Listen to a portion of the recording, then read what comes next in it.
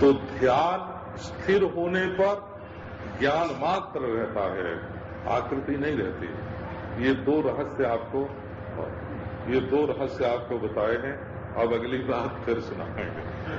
जीतिम सहसा महात्मा।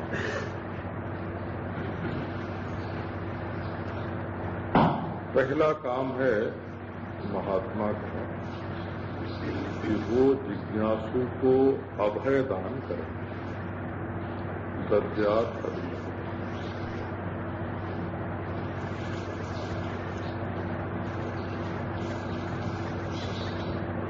अच्छा, ये रहस्य तो आपको पहले से ही मालूम होगा, रहस्य नहीं होगा। क्या इस संसार में जितने दुख हैं वे दुख नहीं है, भय।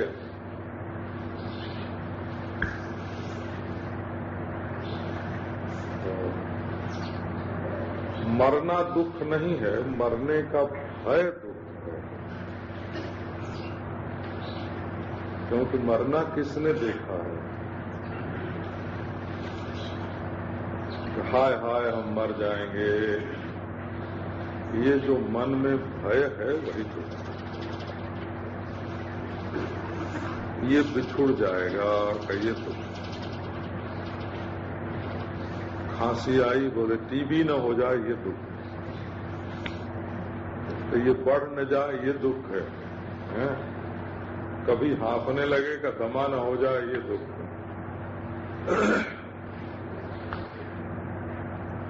तो डॉक्टर से ऑपरेशन करवाना है, हे भगवान क्या होगा?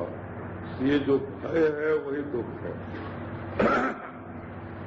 ऑपरेशन के समय थोड़ी दुख होता है। तो असल में दुख जो है वो एक प्रकार का भय है। अच्छा, शोक भी दुख है, परंतु फिर वैसा शोक न आवे इसके लिए वो भी भय ही है। ये हमारी दुनिया बनी बनाई बिगड़ न जाए, छूट न जाए, ये क्या है? कि ये भी भय ही है।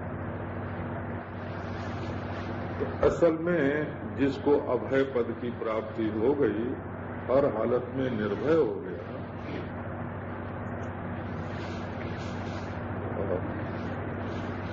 निर्भयता ही परमानंद है।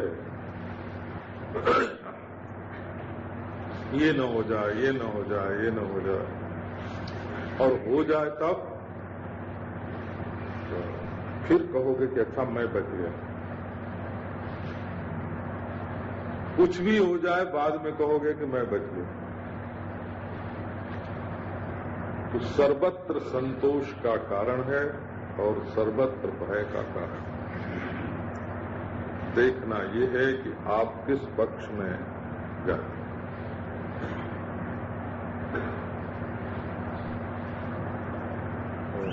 अरे घर में ये आदमी नहीं रहेगा, ये चला जाएगा, तो कैसे जिएंगे? और उसके चले जाने के बाद भी जीते हैं।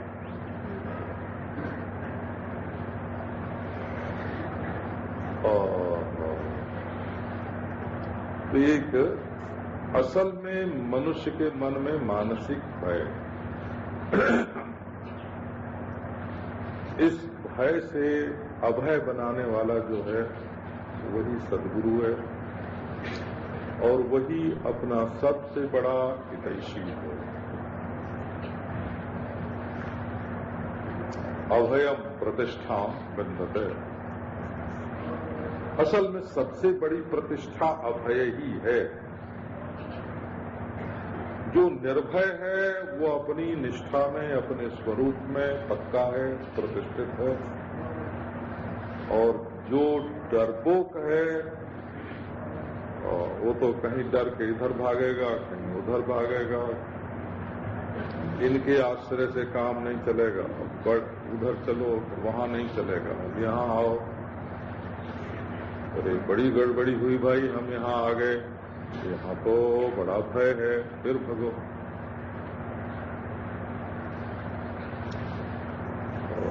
हमको मृत्यु का भय था। हम जब सब छोटे ही थे, बल्कि 14-15 बरस की उम्र में हमको मालूम हो गया था कि हमारी कुंडली देखकर ज्योतिषियों ने कह दिया है 19 वर्ष से अधिक उम्र नहीं है। ये बात हमको मालूम हो गई थी।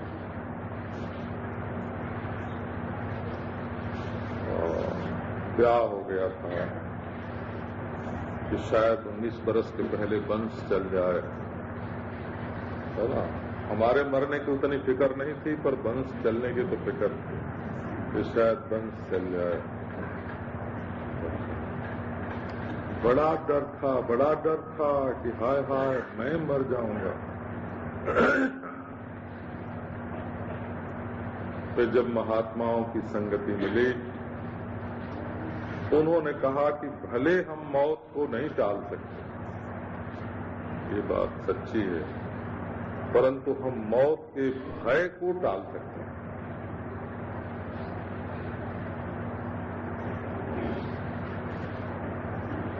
असल मन में जो हमारे गलत सलत बातें बैठ गई हैं, उनको निकाल देना महात्मा का काम है।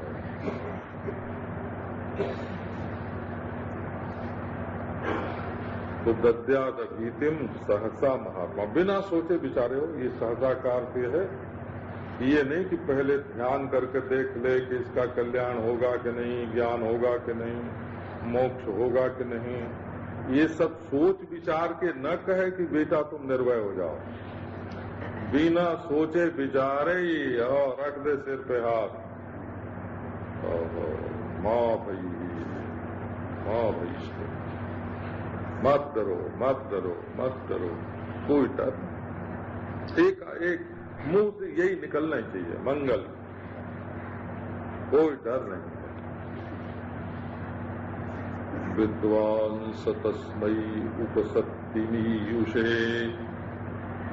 मुमुक्षवे साधु यथोक्तकारिणे प्रशांत चित्ताय समान्विताय तत्वोपदेशं कृपयैव कुर्यात्। शिष्य होना चाहिए शरणागत, एक बात, और उसके मन में होनी चाहिए मोक्ष की इच्छा, दो बात,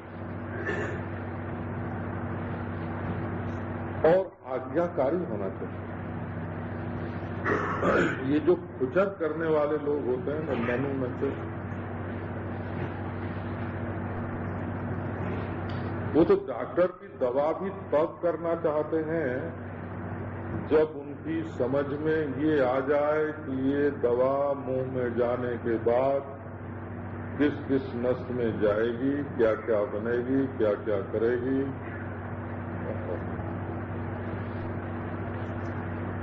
समझदारी का भी दुरुपयोग नहीं करना चाहिए। थोड़ा थोड़ा दूसरे समझदारों पर भी छोड़ देना चाहिए।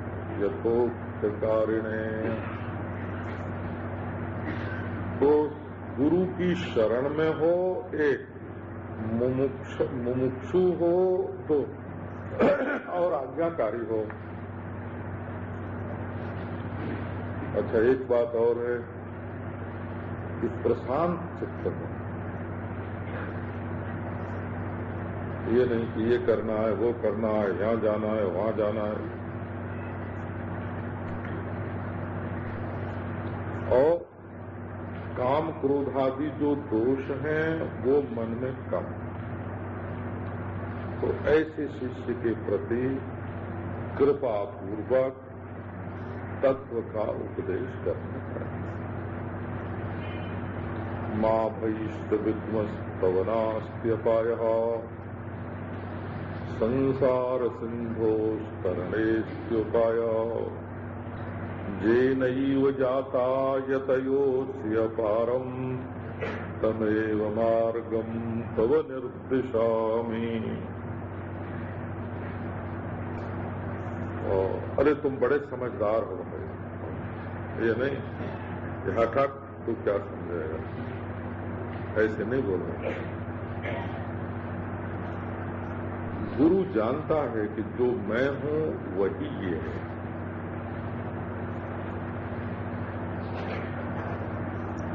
चेला जानता है कि मैं दूसरा हूं, छोटा हूं, गुरु जी दूसरे।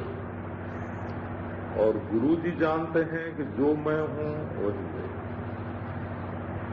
एक महात्मा थे, उनसे कोई पूछे कि महाराज वो आप अमृतसर वाले सरदार जी को जानते हैं? बोले हाँ हाँ। तो वो कैसे हैं महाराज? अरे वो तो मैं ही हूं, वो तो मैं ही हूं। महाराज उनका नाम क्या है? वही सांवरे सांवरे जो हैं। तो बोले बाबा हम नाम रूप नहीं जानते, तो मैं ही हूं। नाम रूप में तुम्हारी आस्था नहीं।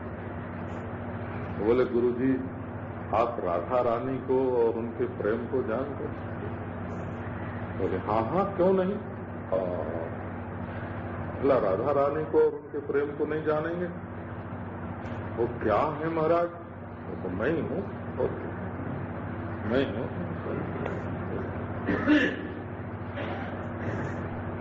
ऐसे तो ईश्वर की कृपा से महात्मा जो हैं निर्भय है, एकदम निर्भय है। और वो जानते हैं कि जो पूछता है वो मेरा स्वरूप है। एक पा के पास गए तो बाद में मालूम हुआ कि वो पढ़े लिखे नहीं थे, समझदार नहीं थे।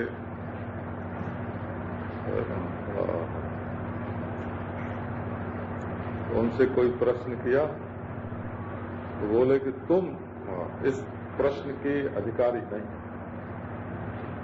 लो इस प्रश्न का उत्तर सुनने के योग्य नहीं। नहीं, ऐसा कौन है जो योग्य नहीं है? अपने घर में घुसने के योग्य कौन है? आप उसको इस ढंग से बताइए कि वो समझ जाए। संस्कृत की एक कहावत आपको मालूम है? कहावत है वो लोकोक्ति, वक्तुरे वही तज्जाड्यम श्रोता यत्र न बुध्यति।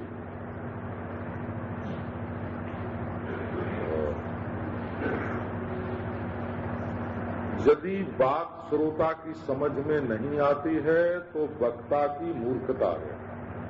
ये संस्कृत की कहावत है।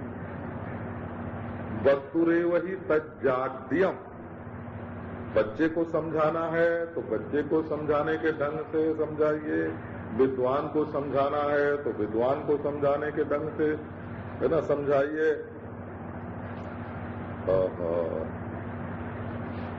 वैद्य को समझाना है तो आयुर्वेदिक भाषा में बोलिए, वैज्ञानिक को समझाना है तो विज्ञान की भाषा में बोलिए। उसकी समझ में आना चाहिए ना। तुम अपने समझने के लिए थोड़ी बोलते हो, उसको समझने के लिए बोलते हो। भाषा का प्रयोग होता है अपने हृदय का ज्ञान, अपने हृदय का भाव दूसरे के हृदय में पहुंचाने के लिए। तो वक्तुरे वही तज्जाड्यम, वो वक्ता की जड़ता है। जड़ता माने मूर्खता है। संस्कृत में कहावत है, ये लोकोक्ति है। तो आओ, तुम बहुत समझदार हो। यहां तक वर्णन आता है कि विरोचन और इंद्र दोनों प्रजापति के पास जाकर कहने लगे कि हम समझ गए कि ब्रह्म क्या है। तो ब्रह्मा ने, प्रजापति ने ये नहीं कहा कि तुम नहीं समझे, चुप। तो विरोचन को तो ये अभिमान हो गया कि मैं समझ गया, वो लौट गया। और इंद्र ने फिर जाकर विचार किया तो उसने कहा कि मैंने नहीं समझा, फिर आया पूछने। तो उसने कहा कि दादाजी, आपने ये क्यों नहीं कह दिया कि तुमने नहीं समझा? तो बोला, हरे राम। प्रजापति बोले, सभा मध्य मानभंगात बुद्धि भ्रंशो भवेत् ध्रुवम। यदि मैं भरी सभा में कह देता कि तेरी समझ में नहीं आया तो तेरा मान भंग हो जाता, अपमान हो जाता। इसलिए भरी सभा में मैंने नहीं कहा। तूने मनन किया, विचार किया, ठीक समझा कि अभी मेरी समझ में नहीं आया, फिर आया, बहुत बढ़िया। और ये जो मैंने पंक्ति बोली ना, सभा मध्य मानभंगात बुद्धि भ्रंशो भवेत्, ये अनुभूति प्रकाश में विद्यारण्य स्वामी ने इसी प्रसंग में लिखी है। तो वही विद्वान, ये अपने जिज्ञासु के लिए, शिष्य के लिए संबोधन है, तुम विद्वान हो। अच्छा, मत डरो, तुम तो बहुत समझते हो। पवनास्त्यपायः संसार सिंधोस्तरणेत्युपाय। कोई समुद्र में डूब रहा है, उनको बोले डरो मत, तुम मरोगे नहीं। यह पवनास्त्यपाय माने तुम मरोगे नहीं, तुम्हारा विनाश नहीं है, तुम अविनाशी हो। ये इस समुद्र में सामर्थ्य नहीं है कि तुमको डूबो ले, अपने में डूब नहीं सकते तुम। पवनास्त्यपाय, अपाय माने नाश।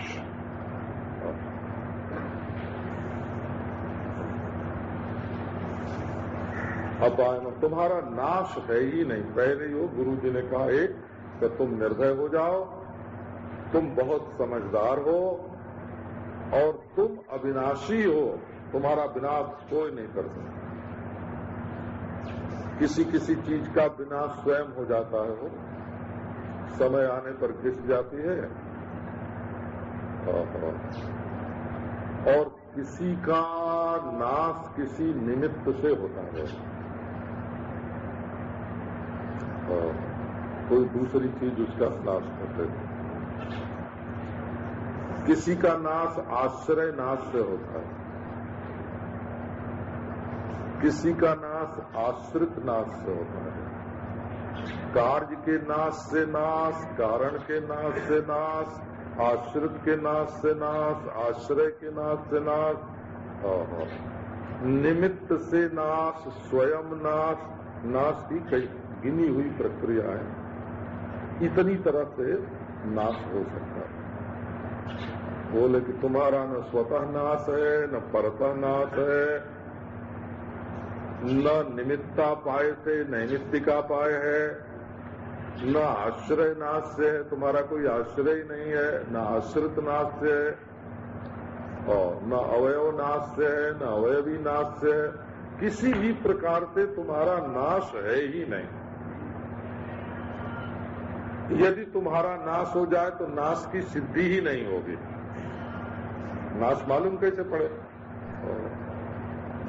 इसलिए नास्त्यपायः,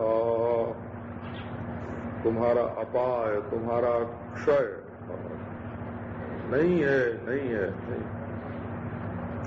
तो महाराज ठीक है, नाश तो नहीं है, और मैं आपके कहने से डरता भी नहीं हूं। आपकी दृष्टि है मुझ पर और हमारी समझदारी पर आपका विश्वास है, और आपने हमको अविनाशी कह दिया, परंतु मैं संसार के सागर में डूब रहा हूं।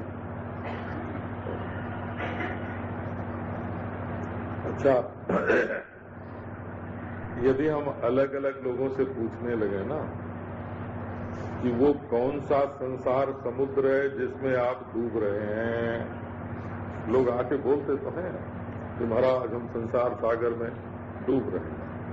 पर उनसे पूछें कि वो कौन सा संसार सागर है, हमको बता तो दीजिए जिसमें आप डूब रहे हैं। तो अब हम क्या बोलें? ऐसे ही बोलना पड़ेगा कि आधे आदमी इसको नहीं बता सकते।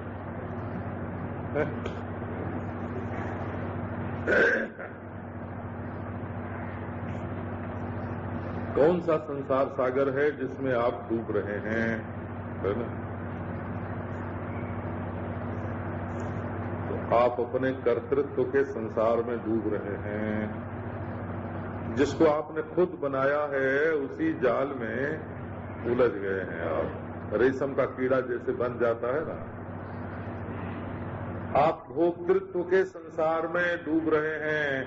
हम ये भोगेंगे, ये भोगेंगे, ये भोगेंगे, ये भोग रहे हैं, ये भोग रहे हैं। आप अमेरिका जाना कि पेरिस जाना कि अफ्रीका जाना कि नरक जाना कि स्वर्ग जाना, इस संसार में हमको कल किसी ने बताया कि महाराज यहाँ जो होटल बने हैं बम्बई में, तो एक का नाम द्वारका है, एक का नाम वृंदावन है, हैं? और बताया कई ऐसे ही नाम बताए हो। बोले कि आप द्वारका वृंदावन जाना तो छूट गया है, अब होटल में जाके द्वारका वृंदावन की वासना पूरी कर जाते हैं। 10 रुपया में वो भोजन मिलता है प्रेम से। बोले महाराज वैष्णव भोजन मिलता है। ये है। तो यहाँ जाएंगे तो जीभ तृप्त होगी, यहाँ जाएंगे तो आंख तृप्त होगी, सिनेमा में जाएंगे तो आंख तृप्त होगी, होटल में जाएंगे तो जीभ तृप्त होगी, कहीं जननेन्द्रिय तृप्त होती है, कहीं मन तृप्त होता है। ये जो अपनी तृप्ति के लिए इधर से उधर भटकना है, पाप पुण्य, सुख दुख, नरक स्वर्ग और अपनी परिच्छिन्नता, दरिया का अपने को कतरा समझ बैठना, ये भ्रम, ये 4 दुख हैं दुनिया में और कोई दुख नहीं है। इसी का नाम संसार है। आपको थोड़ा और इसके संबंध में सुनाता हूं। आप संसार समुद्र में डूब रहे हैं ऐसा आपका ख्याल तो नहीं है, लेकिन सुन सुन के तो मानने लगे, मानने भी नहीं लगे हैं और कहने लगे। मानते भी नहीं, दिल से नहीं मानते हैं कि हम संसार सागर में डूब रहे हैं। और हम तो बहुत मजे में हैं, मौज में हैं। तो शंकराचार्य कहते हैं कि संसार माने अपने को पाप पुण्य का कर्ता मानना और उसका फल सुख दुख भोगना, इसी का नाम संसार है। रच पच गए हैं आप इसमें, ये किया और ये पाया और ये भोग लिया और ये मजा ले लिया, इसी का नाम संसार है। शंकराचार्य ने कर्तृत्व भोक्तृत्व लक्षण संसारा ऐसे। विद्यारण्य स्वामी कहते हैं कि जो चीज ईश्वर की बनाई हुई है वो दुखदाई नहीं है।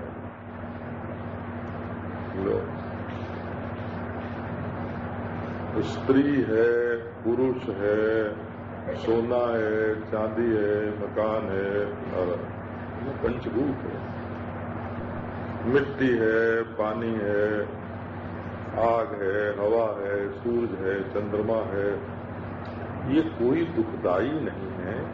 ये तो ईश्वर की सृष्टि है। ईश्वर का हाथ आनंदमय है। वो तो जिसको छू देता है और जिसको बना देता है उसमें मजा ही मजा है, आनंद ही आनंद है। तब दुख कहाँ है? बोले जीव की बनाई हुई सृष्टि में दुख है।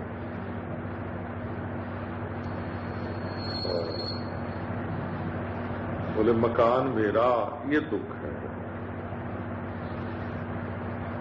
मकान दुख नहीं है, अपने मन में जो मकान मेरा का भाव है वो दुख। जहां मेरापन, पैसा मिल जाए और मेरापन छूट जाए,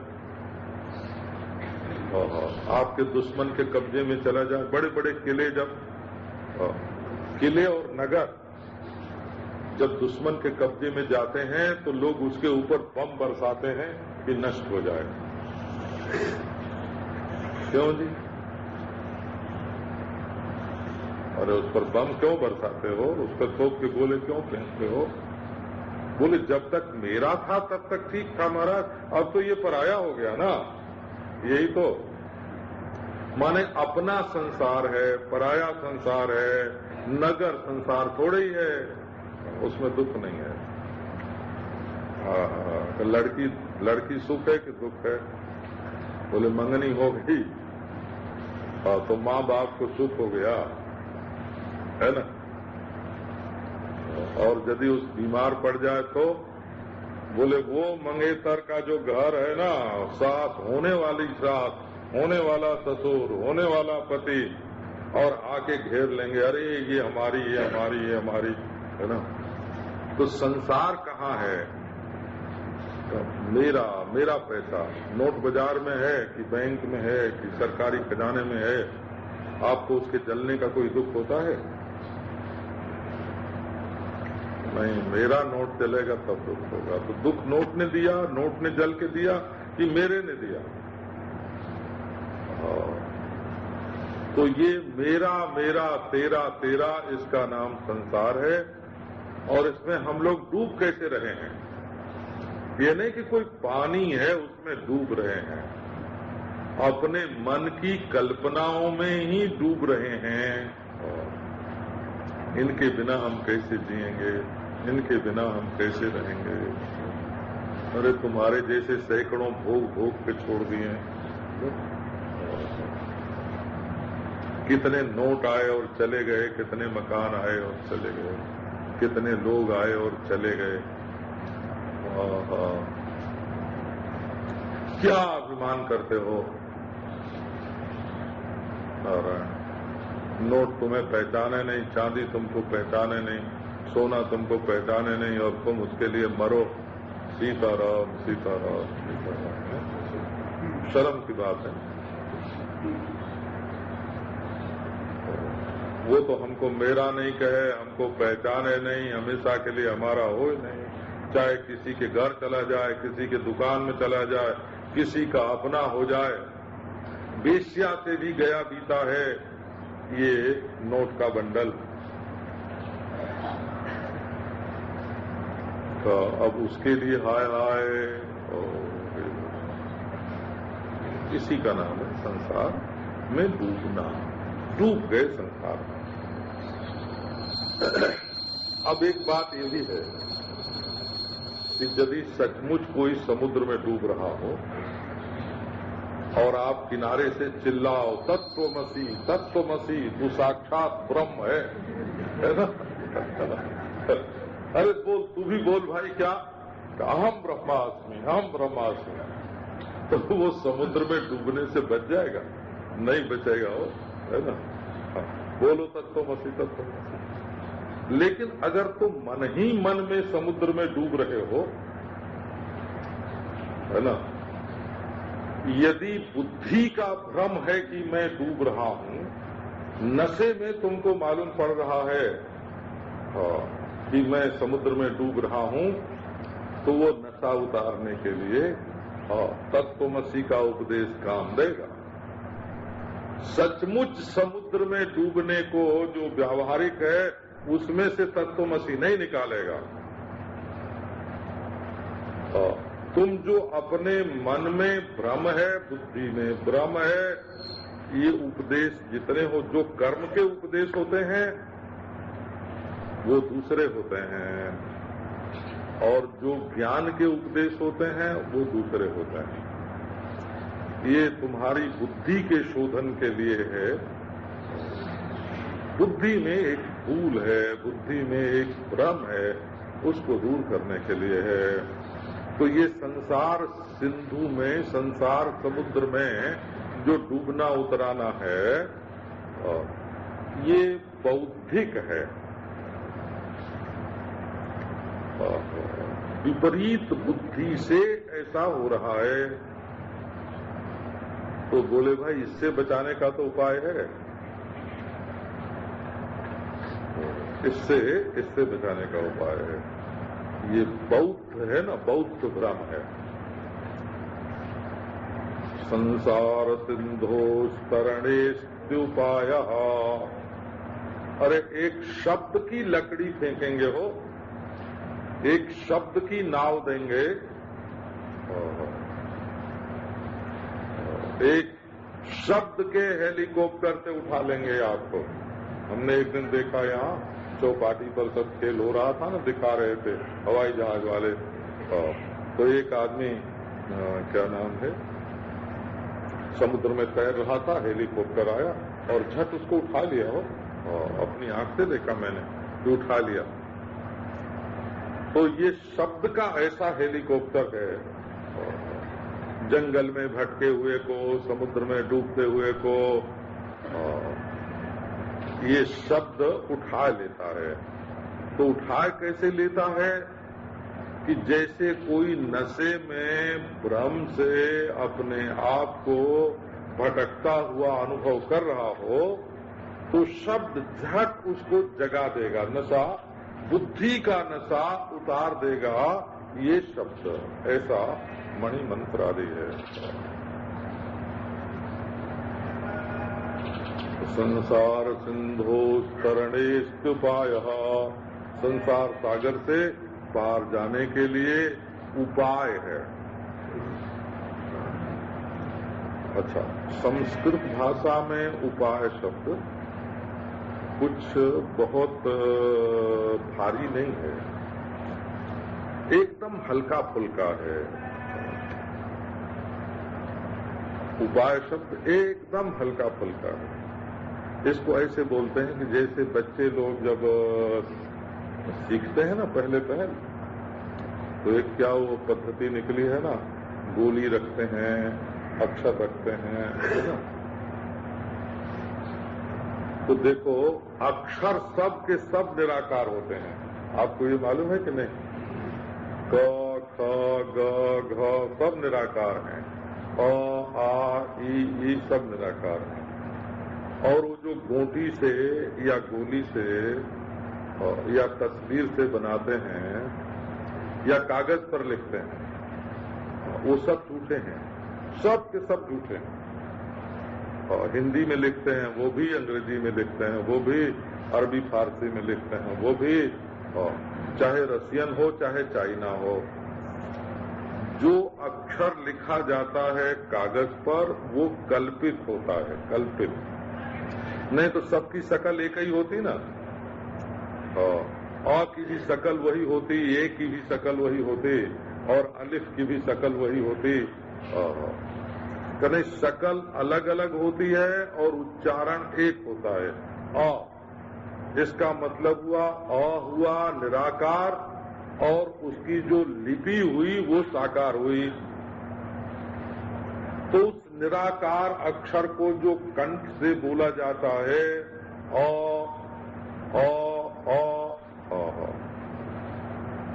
उसको समझाने के लिए एक लकीर खींच दी जाती है, और वो तरह तरह की होती है।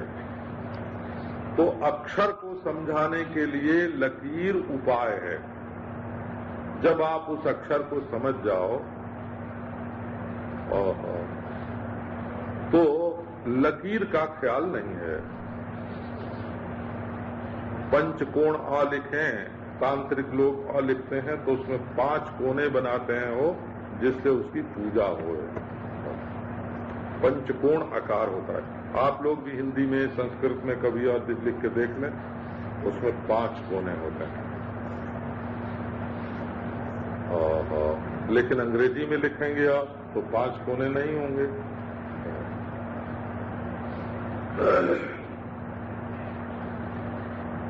ऐसा उर्दू में लिखेंगे अ तो 5 कोने नहीं होंगे। तो अ को समझने के लिए एक उपाय है। उपायाः शिक्ष्यमाणानाम बालानाम उपलालना। उपाय जो होते हैं वो सीखने वाले बच्चों के लिए एक उपाय होते हैं जिससे वो खेल भी लें और समझ भी जाएं। असत्य वर्तमान स्थित्वा तथा सत्यम समीयते। पहले एक झूठी चीज का सहारा लेकर असली चीज समझी जाती है। इसी से संस्कृत भाषा में उपाय के लिए बोलते हैं उपादायापि जे हेया उपायास्ते प्रकीर्तिता। पहले उसको पकड़ो और फिर छोड़ दो।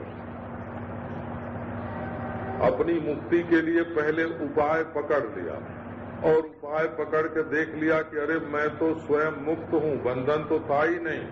बोले अब इस उपाय की जरूरत नहीं है। प्रयोजन की पूर्ति होने से उपाय का बाद हो गया। हम वो उपाय करके जो चाहते थे वो तो हम पहले से ही हैं। तो उपाय माने ज्ञान प्राप्ति का साधन। उपाय आप लोग आय तो चाहते हैं पर उपाय नहीं चाहते। आय माने भजकलदारम आमदनी। आमदनी ज्ञान की आमदनी तो हो जाए, परंतु उस आमदनी का जो जरिया है उसको नहीं अपनाते। उपाय माने आमदनी का जरिया। जैसे किसी सेठ को बस में करना हो तो उसके चमचे को बस में करना पड़ता है ना, है? ऐसे आय को बस में करना हो तो उपाय माने उसका चमचा बस। उप माने पास और आय माने जो आमदनी से बिल्कुल पास है, जो मिनिस्टर का बिल्कुल पार्श्ववर्ती है, जो सेठ के बिल्कुल पास है, उसको मिलाओ तो काम बन जाएगा।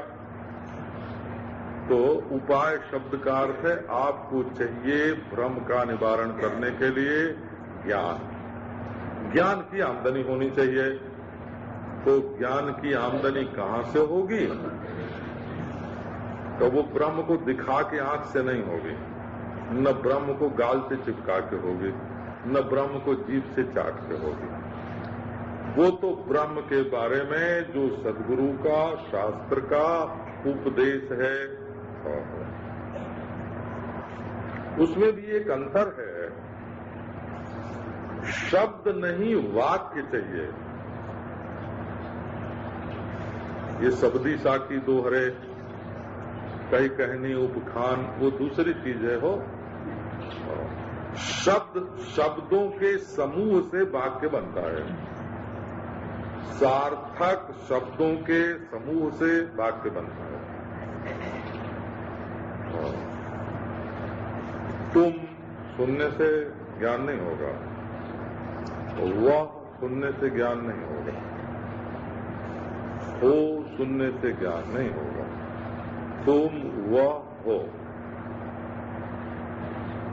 परोक्ष से अब परोक्ष को लाकर अपरोक्ष से मिलाने वाला जो वाक्य है, परोक्ष और अपरोक्ष की एकता करने वाला, व्यष्टि अवच्छिन्न और समष्टि अवच्छिन्न की एकता करने वाला, कार्य से उपहित और कारण से उपहित की एकता बताने वाला जो वाक्य होता है, वाक्य।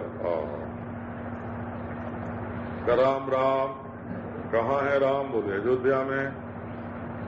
हम तो देख आए, अयोध्या में नहीं मिले। अरे इस अयोध्या में थोड़ी दिव्य अयोध्या में रहते हैं। अरे भाई ये तो मानने की ही बात हो गई। नहीं नहीं तुम्हारे दिल में रहते हैं। लो ये क्या हो गया? अधिभूत अयोध्या, अधिदैव अयोध्या और अध्यात्म अयोध्या। तो बोले इससे क्या हुआ? तो बोले नहीं नहीं, ये जो तुम्हारे दिल में राम है ना वो तुम ही हो। ये अपरोक्ष साक्षी, ये अध्यात्म नहीं है।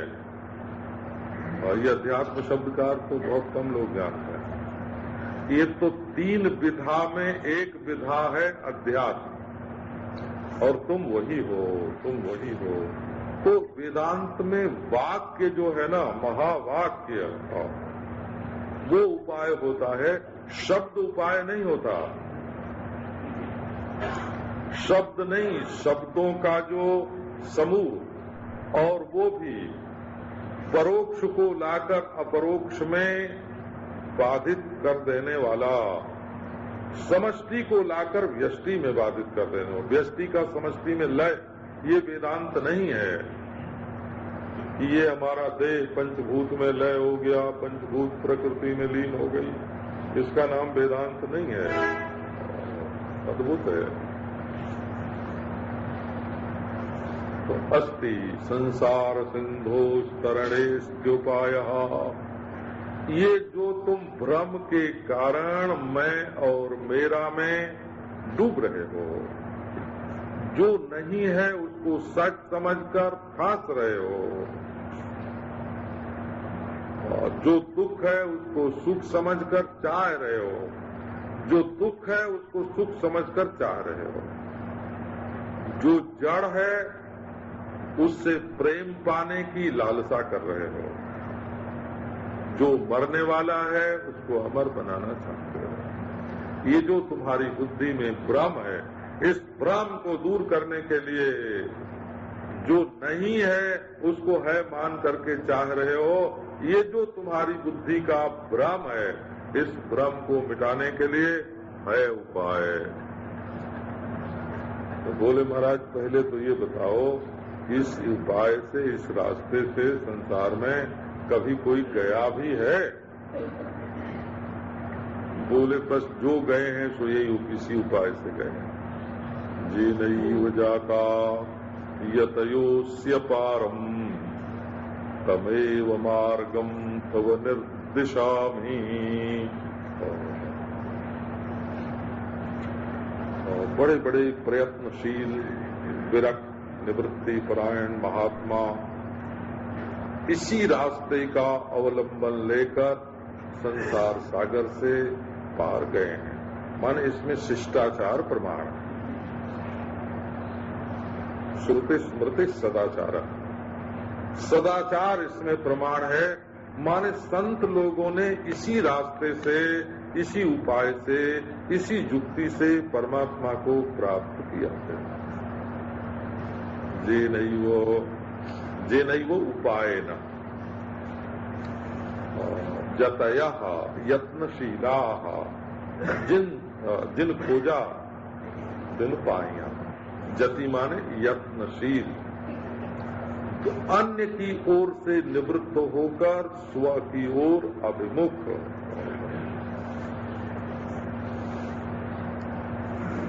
जो दूसरे की ओर नहीं जा रहे हैं, अपनी ओर जा रहे हैं, अपनी ओर जा रहे हैं, वे संसार सागर से पार हो गए। तमेव मार्गम तव निर्दिशामि, वही मार्ग। ये आप लोगों को शायद मालूम होगा, शायद किसी को न मालूम हो। मार्ग शब्द का संस्कृत में अर्थ खोज है।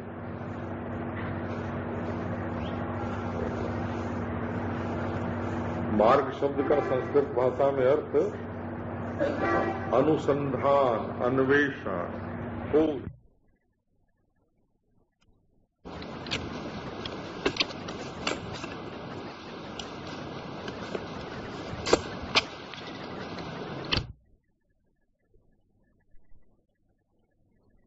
समझते हैं?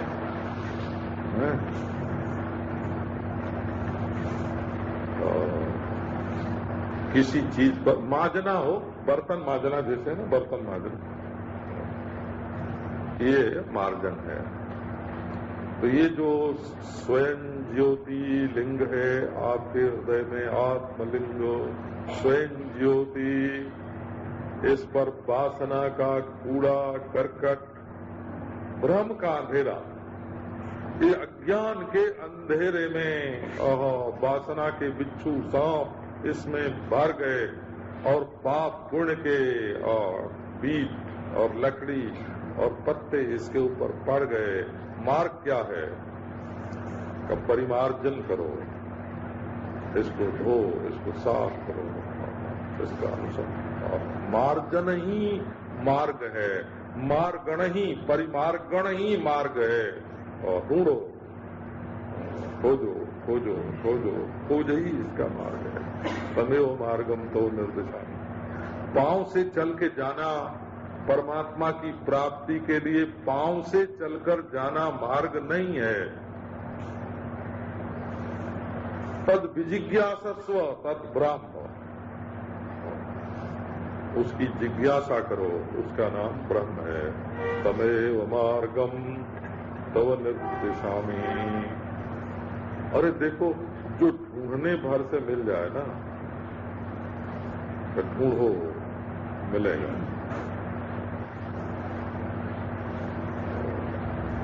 बाइबिल में है दरवाजा खटखटाओ तुम्हारे लिए खुलेगा, है ना? और ढूंढो मिलेगा।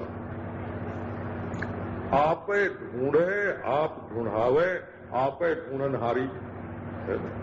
आपे अमृत आप अमृत घट, आपे पीवनहारी। आपे ढूंढे आप ढूंढावे, आपे ढूंढनहारी। तो तमेव मार्गम तव निर्दिशामि, उसी मार्ग का हम तुम्हें निर्देश करते हैं। अस्त्युपायो महान कश्चित संसार भयनाशनः जेन तीर्त्वा भवाम बोधिम परमानंदमाप्स्यसि। प्यारे जिज्ञासु, है कोई ऐसा महान उपाय जिससे संसार